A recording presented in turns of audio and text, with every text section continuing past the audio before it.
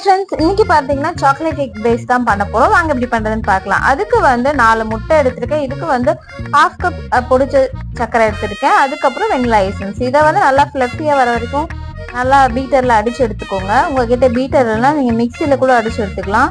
அதுக்கப்புறம் 1 கப் மைதா, 1/2 table spoon வந்து baking powder, 1/4 table spoon baking soda, அதுக்கப்புறம் 4 டேபிள் ஸ்பூன் வந்து கொக்கோ பவுடர் எடுத்திருக்கேன். இதை நல்லா ஜலிச்சுட்டு அதுக்கப்புறம் 1/4 டேபிள் ஸ்பூன் வந்து உப்பு ஆட் பண்ணி இதை நல்லா மிக்ஸ் பண்ணி விடுங்க. அதுக்கப்புறம் 1/4 கப் வந்து ஆயில் ஆட் பண்ணியிருக்கேன். அதுக்கப்புறம் சாக்லேட் எசன்ஸ் எடுத்திருக்கேன். இல்லைனா வந்து நீங்க உங்ககிட்ட சாக்லேட் எசன்ஸ் இல்லைன்னா நீங்க வந்து சாக்லேட்டை மெல்ட் பண்ணி கூட இதில் சேர்த்துக்கலாம். நல்ல ஒரு சூப்பரா இருக்கும். அதுக்கப்புறம் 1/4 கப் வந்து பால் ஆட் பண்ணியிருக்கேன். இதை ஜென்ரலா மிக்ஸ் பண்ணி விட்டு 6 இன்ச் பேன் இல்லை 7 இன்ச் பேன்ல வந்து நீங்க ஓடிஜில 160 டிகிரி 45 மினிட்ஸ் வச்சீங்கன்னா ஒரு சாக்லேட் கேக் பேஸ் ரெடி ஆயிடும். அதுக்கப்புறம் நீங்க கிரீம் கூட அப்ளை பண்ணிக்கலாம். இந்த வீடியோ பிடிச்சிருந்தா மறக்காம சப்ஸ்கிரைப் பண்ணுங்க. நம்ம நெக்ஸ்ட் வீடியோல பார்க்கலாம்.